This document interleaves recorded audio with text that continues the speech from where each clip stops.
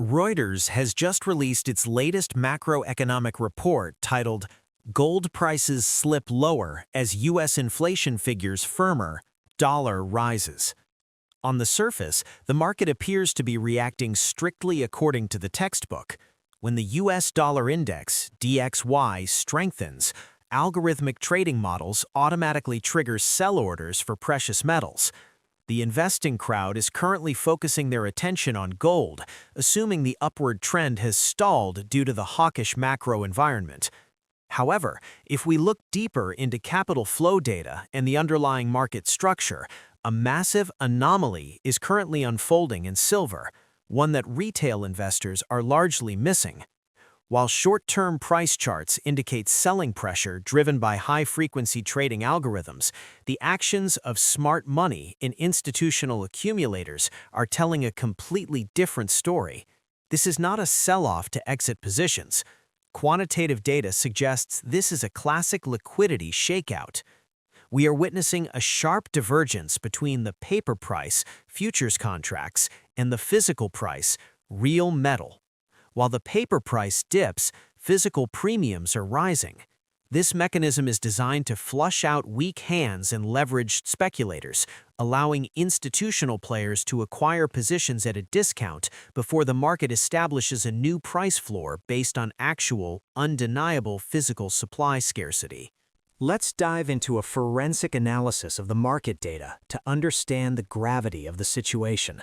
In October 2025, China made an unprecedented move, exporting 660 tons of silver in a single month. To put this in perspective, this volume exceeds their typical annual export quota and runs completely counter to the strict strategic resource controls Beijing implemented earlier this year to protect supply for its domestic solar manufacturing base. According to basic economic laws of supply and demand, when such a massive supply shock hits the global market, asset prices should drop sharply due to the sudden surplus. But what is the reality? Silver prices not only didn't crash, but they also continued to break historical highs, surpassing $66 per ounce this December. Why this paradox? The answer lies in the rapid depletion of the Shanghai Futures Exchange's stockpiles. Data shows that silver inventory in Shanghai has collapsed. From a peak of 3,911 tons in January 2021, only about 780 tons remain today. Effectively, they have burned through nearly 80% of their strategic reserves in less than 5 years. The export of those 660 tons was not a commercial sale of surplus inventory. It was an emergency liquidity injection for the London Bullion Association. The London market is currently facing severe backwardation, a condition where current prices are higher than future prices, signaling a physical squeeze. China was forced to act as the supplier of last resort to arbitrage the price difference and prevent a breakdown of the global pricing mechanism. So where did that massive amount of silver go? It didn't stay in London vaults. Import data reveals a massive shift of physical capital towards India. In just September and October alone, India imported a staggering 2,600 tons of silver. The metal flows are moving from Chinese reserves through London and Hong Kong intermediaries and are being completely absorbed by India. This is not just jewelry demand. It is a strategic accumulation by Indian industrial conglomerates preparing for their own green energy transition. This leads us to the bigger picture regarding fundamentals, which are currently stronger than at any point in the last 50 years. The year 2025 marks a collision between two opposing forces, inelastic demand versus finite supply. On the demand side, we are seeing inelastic industrial demand. The global transition to net zero relies heavily on silver. Solar. The latest TOPCon and HJT solar cell technologies require 20 to 50% more silver per panel than previous generations. This is a classic example of Jevons paradox. As solar technology becomes more efficient and cheaper, total adoption skyrockets, driving aggregate silver consumption higher, not lower. AI and tech. As we build out massive AI data centers, the need for high-performance connectors and switches is exploding. Silver has the highest electrical conductivity of any element. It has no substitute in these high-efficiency applications. Manufacturers are forced to buy silver, regardless of the price, whether it is $30 or $100, to keep multi-billion-dollar production lines running. Crucially, we must also consider the geopolitical risk premium. Silver is transitioning from a monetary asset to a strategic national security asset. Major producing nations like Mexico and Peru are increasingly discussing resource nationalism policies. If these governments decide to increase royalties or nationalize mines to capture more revenue, the global supply chain faces an immediate shock. We are moving away from a globalized free trade market for minerals to a fragmented protectionist environment. On the supply side, the situation is critical. We are facing a structural deficit. Mining output is flat or declining due to years of capex starvation and falling ore grades. Furthermore, 70% of silver is mined as a byproduct of zinc, lead, and copper. Even if silver prices double, copper mines will not ramp up production just to get a little more silver. This supply inelasticity means the market simply cannot respond quickly to the demand shock. So, what is the scenario for the near future? At the current burn rate, the visible inventory in Shanghai is sufficient for only about 2 more weeks of trading.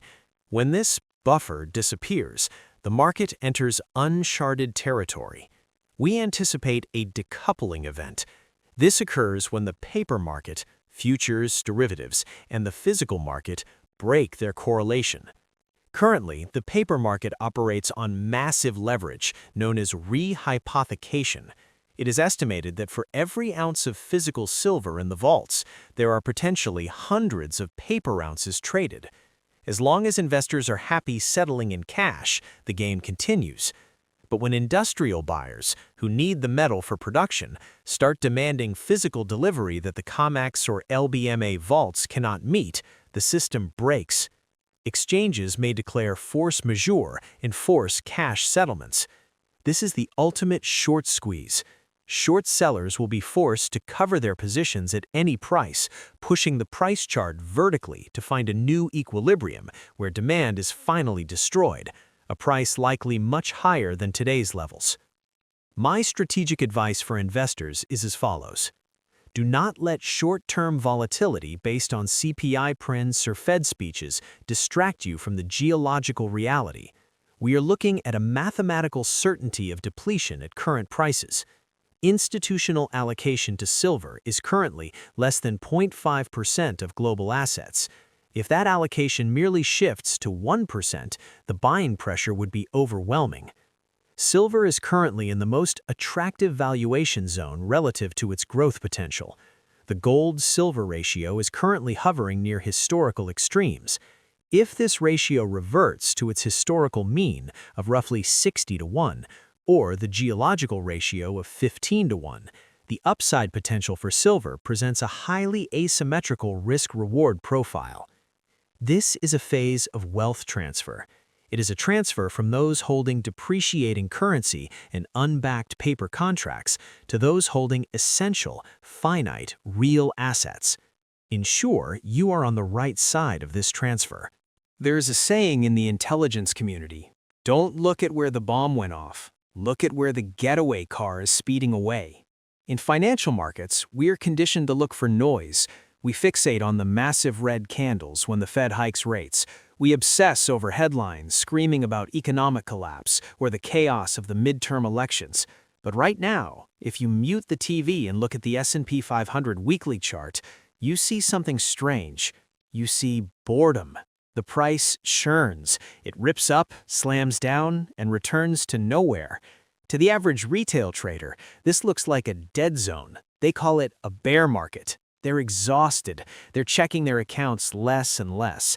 And that is exactly the point. Boredom is the ultimate weapon of the institution. They bore you to death before they squeeze you to death.